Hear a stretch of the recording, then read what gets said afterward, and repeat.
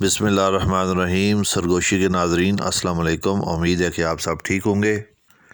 بادشاہ کا موڈ بہت اچھا تھا۔ وہ نوجوان وزیر کی طرف مڑا اور مسکرا کر پوچھا، تمہاری زندگی کی سب سے بڑی خواہش کیا ہے؟ وزیر شرما گیا، اس نے منہ نیچے کر لیا۔ بادشاہ نے کہہ لگایا اور بولا، تم گھبراؤ مت، بس اپنی زندگی کی سب سے بڑی خواہش بتاؤ۔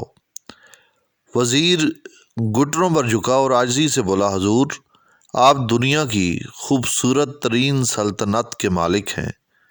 میں جب بھی یہ سلطنت دیکھتا ہوں تو میرے دل میں خواہش پیدا ہوتی ہے، اگر اس کا 10واں حصہ میرا ہوتا تو میں دنیا کا خوش نصیب ترین شخص ہوتا۔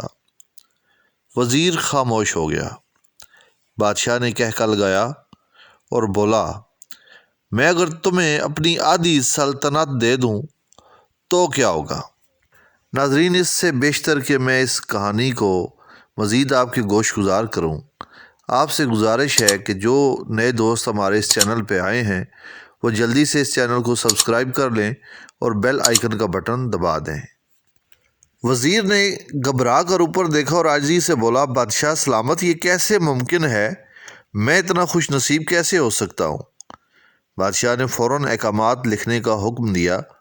بادشاہ نے پہلے حکم کے ذریعے اپنی آدھی سلطنت نوجوان وزیر کے حوالے کرنے کا فرمان جاری کر دیا۔ دوسرے حکم میں بادشاہ نے وزیر کا سر قلم کرنے کا آرڈر دے دیا۔ وزیر دونوں احکامات پر حیران رہ گیا۔ بادشاہ نے احکامات پر مہر لگائی اور وزیر کی آنکھوں میں آنکھیں ڈال کر بولا، تمہارے پاس 30 دن ہیں۔ تم نے ان 30 دنوں میں صرف 3 سوالوں کے جواب تلاش کرنے ہوں گے۔ تم کامیاب ہو گئے تو میرا دوسرا حکم منسوخ ہو جائے گا اور تمہیں آدھی سلطنت مل جائے گی، اور اگر تم ناکام ہو گئے تو پہلا حکم خارج سمجھا جائے گا اور دوسرے حکم کے مطابق تمہارا سر اتار دیا جائے گا۔ وزیر کی حیرت پریشانی میں بدل گئی۔ بادشاہ نے اس کے بعد فرمایا، میرے 3 سوال لکھ لو۔ وزیر نے لکھنا شروع کر دیا۔ بادشاہ نے کہا، انسان کی زندگی کی سب سے بڑی سچائی کیا ہے؟ وہ رکا اور بولا، دوسرا سوال، انسان کی زندگی کا سب سے بڑا دھوکہ کیا ہے؟ بادشاہ پھر رکا اور بولا کہ تیسرا سوال، انسان کی زندگی کی سب سے بڑی کمزوری کیا ہے؟ بادشاہ نے اس کے بعد نقارے پر چوٹ لگوائی اور بآواز بلند فرمایا، تمہارا وقت شروع ہوتا ہے اب۔ وزیر نے دونوں پروانے اٹھائے اور دربار سے دوڑ لگا دی۔ اس نے اس شام ملک بھر کے دانشور، ادیب، مفکر اور ذہین لوگ جمع کیے اور سوال ان کے سامنے رکھ دیے۔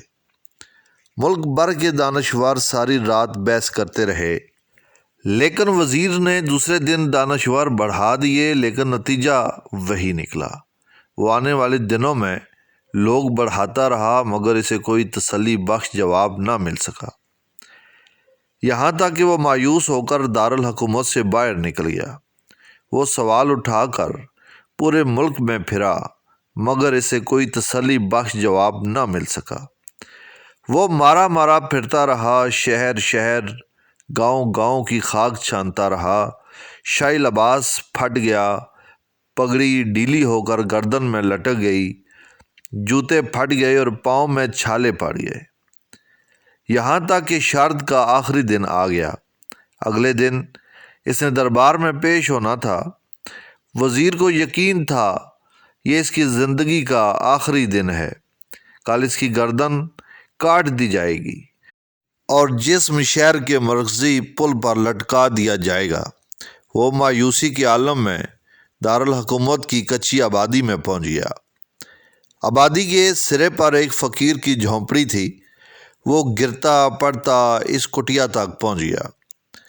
فقیر سوکھی روٹی پانی میں ڈبو کر کھا رہا تھا، ساتھ ہی دودھ کا پیالہ پڑا تھا اور فقیر کا کتا شڑاپ شڑاپ کی آوازوں کے ساتھ دودھ پی رہا تھا۔ فقیر نے وزیر کی حالت دیکھی، کہکا لگایا اور بولا، جناب عالی، آپ صحیح جگہ پر پہنچے ہیں۔ آپ کے تینوں سوالوں کے جواب میرے پاس ہیں۔ وزیر نے حیرت سے اس کی طرف دیکھا اور پوچھا، آپ نے کیسے اندازہ لگا لیا میں کون ہوں اور میرا مسئلہ کیا ہے؟ فقیر نے سوکھی روٹی کے ٹکڑے چھاپے میں رکھے، مسکرایا اور بوریا اٹھائے وزیر سے کہا، یہ دیکھیے، آپ کو بات سمجھ آ جائے گی۔ وزیر نے جھک کر دیکھا، بوریے کے نیچے شاہی خلعت بچھی تھی۔ یہ وہ لباس تھا جو بادشاہ اپنے قریب ترین وزراء کو عنایت کرتا تھا۔ فقیر نے کہا، جناب عالی، میں بھی اس سلطنت کا وزیر ہوتا تھا۔ میں نے بھی ایک بار آپ کی طرح بادشاہ سے شر لگانے کی غلطی کر لی تھی، نتیجہ آپ خود دیکھ لیجئے۔ فقیر نے اس کے بعد سوکھی روٹی کا ٹکڑا اٹھایا اور دوبارہ پانی میں ڈبو کر کھانے لگا۔ وزیر نے دکھی دل سے پوچھا، کیا آپ بھی جواب تلاش نہیں کر سکے؟ فقیر نے کہکا لگایا اور جواب دیا، میرا کیس آپ سے مختلف تھا۔ میں نے جواب ڈھونڈ لیے تھے، میں نے بادشاہ کو جواب بتائے، آدھی سلطنت کا پروانہ پھاڑا، بادشاہ کو سلام کیا اور اس کٹیا میں آ کر بیٹھ گیا۔ میں اور میرا کتا دونوں مطمئن زندگی گزار رہے ہیں۔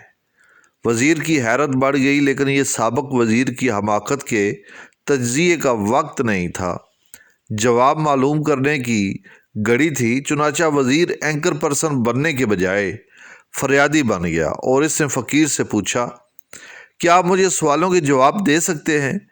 فقیر نے ہاں میں گردن ہلا کر جواب دیا، میں پہلے 2 سوالوں کا جواب مفت دوں گا، لیکن تیسرے جواب کے لیے تمہیں قیمت ادا کرنی ہوگی۔ وزیر کے پاس شرط ماننے کے سوا کوئی آپشن نہیں تھا۔ اس نے فوراً ہاں میں گردن ہلا دی۔ فقیر بولا، دنیا کی سب سے بڑی سچائی موت ہے۔ انسان کوئی بھی ہو، کچھ بھی ہو، وہ اس سچائی سے نہیں بچ سکتا۔ وہ رکا اور پھر بولا، انسان کی زندگی کا سب سے بڑا دھوکہ زندگی ہے۔ ہم میں سے ہر شخص زندگی کو دائمی سمجھ کر اس کے دھوکے میں آ جاتا ہے۔ فقیر کے دونوں جواب ناقابل تردید تھے۔ وزیر سرشار ہو گیا۔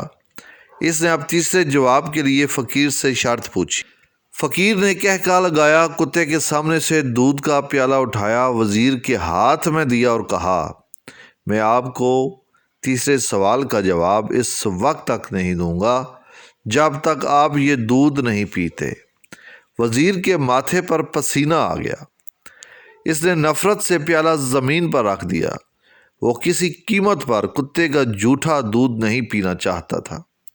فقیر نے کندھے اچکائے اور کہا، تمہارے پاس اب 2 راستے ہیں، تم انکار کر دو اور شاہی جلاد کل تمہارا سر اتار دے، یا پھر تم یہ آدھا پاؤ دودھ پی جاؤ اور تمہاری جان بھی بچ جائے اور تم آدھی سلطنت کے مالک بھی بن جاؤ۔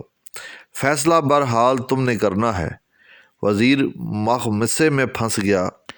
ایک طرف زندگی اور آدھی سلطنت تھی اور دوسری طرف کتے کا جھوٹا دودھ تھا۔ وہ سوچتا رہا یہاں تک کہ جان اور مال جیت گیا اور سیلف ریسپیکٹ ہار گئی۔ وزیر نے پیالہ اٹھایا اور ایک ہی سانس میں دودھ پی گیا۔ فقیر نے کہکا لگایا اور بولا، میرے بچے، انسان کی سب سے بڑی کمزوری غرض ہوتی ہے۔ یہ اس کتے کا جھوٹا دودھ تک پینے پر مجبور کر دیتی ہے، اور یہ وہ سچ ہے جس نے مجھے سلطنت کا پروانہ پھاڑ کر اس کٹیا میں بیٹھنے پر مجبور کر دیا تھا۔ میں جان گیا تھا میں جوں زندگی کے دھوکے میں آؤں گا، میں موت کی سچائی کو فراموش کرتا جاؤں گا، اور میں موت کو جتنا فراموش کرتا رہوں گا، میں اتنا ہی غرض کی دلدل میں دھنستا جاؤں گا، اور مجھے روز اس دلدل میں سانس لینے کے لیے غرض کی غلیظ دودھ پینا پڑے گا۔ لہذا میرا مشورہ ہے، زندگی کی ان 3 حقیقتوں کو جان لو، تمہاری زندگی اچھی گزرے گی۔ وزیر خجالت، شرمندگی اور خود ترسی کا تحفہ لے کر فقیر کی کٹیا سے نکلا اور محل کی جانب چل پڑا۔ وہ جوں محل کے قریب پہنچ رہا تھا، اس کے احساس شرمندگی میں اضافہ ہو رہا تھا۔ اس کے اندر ذلت کا احساس بڑھ رہا تھا۔ وہ اس احساس کے ساتھ محل کے دروازے پر پہنچا کہ اس کے سینے میں خوفناک ٹیس اٹھی۔ وہ گھوڑے سے گرا، لمبی ہچکی لی اور اس کی روح قفس عنصری سے پرواز کر گئی۔ ہمیں کسی دن کسی ٹھنڈی جگہ پر بیٹھ کر زندگی کے ان بنیادی سوالوں پر ضرور غور کرنا چاہیے۔ ہمیں یہ سوچنا چاہیے ہم لوگ کہیں زندگی کے دھوکے میں آ کر غرض کے پیچھے تو نہیں بھاگ رہے۔ ہم لوگ کہیں موت کے فراموش تو نہیں کر بیٹھے۔ ہم کہیں اس کہانی کے وزیر تو نہیں بن گئے۔ مجھے یقین ہے ہم لوگوں نے جس دن یہ سوچ لیا، اس دن ہم غرض کے ان غلیظ پیالوں سے بالاتر ہو جائیں گے۔